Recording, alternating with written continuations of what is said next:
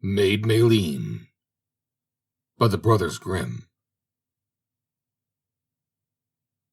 There was once a king who had a son who asked in marriage the daughter of a mighty king. She was called Maid Maleen and was very beautiful. As her father wished to give her to another, the prince was rejected. But as they both loved each other with all their hearts, they would not give each other up.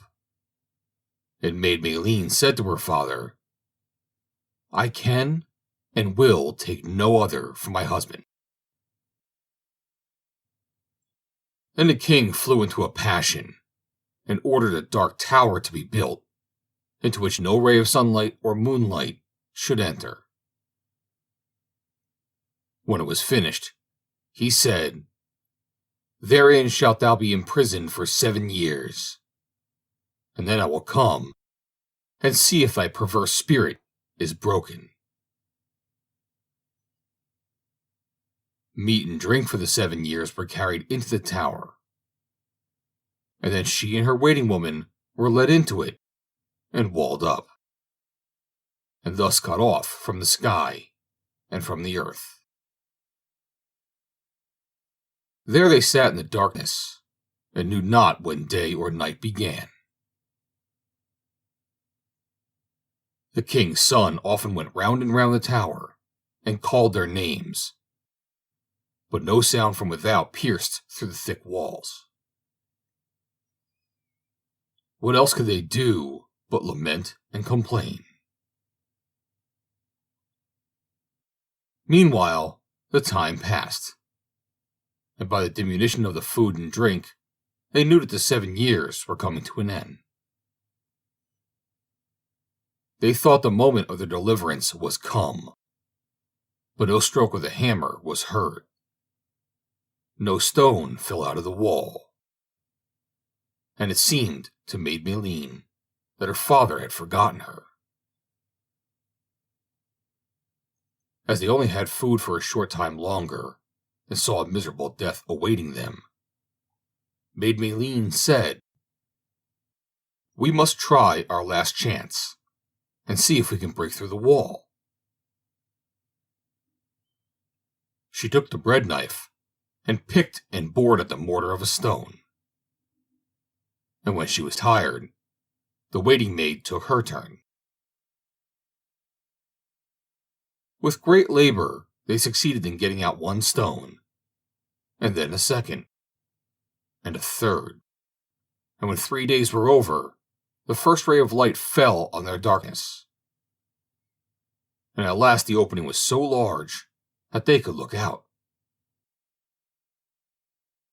The sky was blue, and a fresh breeze played on their faces. But how melancholy everything looked all around. Her father's castle lay in ruins. The town and the villages were, so far as could be seen, destroyed by fire. The fields far and wide lay to waste, and no human being was visible. When the opening in the wall was large enough for them to slip through, the maiden maid sprang down first, and then Maid Maleen followed. But where were they to go? The enemy had ravaged the whole kingdom, driven away the king, and slain all the inhabitants. They wandered forth to seek another country, but nowhere did they find a shelter, or a human being to give them a mouthful of bread. And their need was so great that they were forced to appease their hunger with nettles. When, after long journeying, they came into another country, they tried to get work everywhere, but wherever they knocked, they were turned away, and no one would have pity on them. At last they arrived in a large city, and went to the royal palace. There also they were ordered to go away. But at last the cook said that they might stay in the kitchen and be scullions. The son of the king in whose kingdom they were, was, however, the very man who had been betrothed to Maid Maleen. His father had chosen another bride for him, whose face was as ugly as her heart was wicked. The wedding was fixed, and the maid had already arrived. But because of her great ugliness, however, she shut herself in her room and allowed no one to see her. And Maid Maleen had to take her meals from the kitchen. When the day came for the bride and bridegroom to go to church, she was ashamed of her ugliness and afraid that if she showed herself in the streets, she would be mocked and laughed at by the people. Then she said to Maid Maleen, "A great piece of luck has befallen thee. I have sprained my foot and cannot well walk through the streets. Thou shalt put on my wedding clothes and take my place. A greater honor than that thou canst not have." Maid Maleen, however, refused it, and said, "I wish for no honor which is not suitable for me." It was in vain, too, that the bride offered her gold. At last she said angrily, "If thou dost not obey me, it shall cost thee thy life. I have but to speak the word, and thy head will lie at thy feet." Then she was forced to obey, and put on the bride's magnificent clothes and all her jewels. When she entered the royal hall, everyone was amazed at her great beauty, and the king said to his son, "This is the bride whom I have chosen for thee, and whom thou must lead to church." The bridegroom was astonished, and thought, "She is like my maid Maleen, and I should believe that it was she herself. But she has long been shut up in the tower, or dead." He took her by the hand and led her to church. On the way was a nettle plant, and she said, "O nettle plant, little nettle plant, what dost thou here alone? I have known the time when I ate thee unboiled, when I ate thee unroasted." "What art thou saying?" asked the king's son. "Nothing," she replied. "I was only thinking of Maid Maleen." He was surprised that she knew about her, but kept silence. When it came to the footplank in the churchyard, she said, "Footbridge, do not break. I am not the true bride." "What art thou saying there?" asked the king's son. "Nothing," she replied. "I was only thinking of Maid Maleen." "Dost thou know Maid Maleen?" "No," she answered. "How should I know her? I have only heard of her." When they came to the church door, she said once more, "Church door, break not. I am not the true bride." "What art thou saying there?" asked he. "Ah," she answered, "I was only thinking of Maid Maleen." Then he took out a precious chain, put it round her neck, and fastened the clasp. Thereupon they entered the church, and the priest joined their hands together before the altar and married them. He led her home, but she did not speak a single word the whole way. When they got back to the royal palace, she hurried into the bride's chamber, put off the magnificent clothes and the jewels, and dressed herself in her gray gown, and kept nothing but the jewel on her neck, which she had received from the bridegroom. When the night came, and the bride was to be led into the prince's apartment, she let her veil fall over her face, that he might not observe the deception.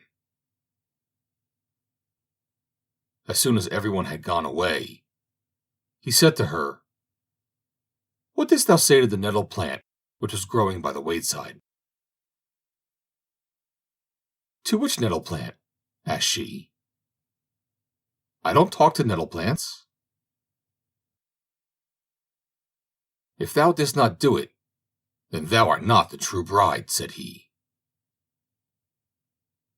So she bethought herself, and said, "I must go out unto my maid, who keeps my thoughts for me." She went out and sought Maid Maleen. "Girl, what hast thou been saying to the nettle?"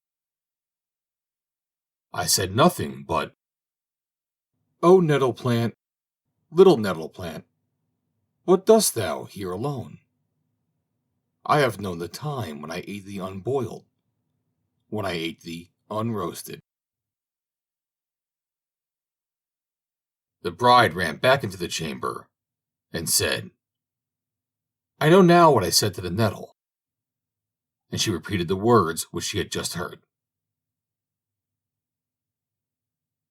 "But what did thou say to the footbridge when we went over it?" asked the king's son. "To the footbridge," she answered, "I don't talk to footbridges." "Then thou art not the true bride." She said again, "I must go out unto my maid, who keeps my thoughts for me," and ran out and found Maid Maleen. "Girl, what didst thou say to the footbridge?" "I said nothing but, 'Footbridge, do not break. I am not the true bride.'" "That cost thee thy life," cried the bride. But she hurried into the room and said, "I know now what I said to the footbridge." And she repeated the words. "But what didst thou say to the church door?" "To the church door," she replied. "I don't talk to church doors." "Then thou art not the true bride." She went out and found Maid Maleen, and said, "Girl, what didst thou say to the church door?" "I said nothing but, 'Church door, break not. I am not the true bride.'"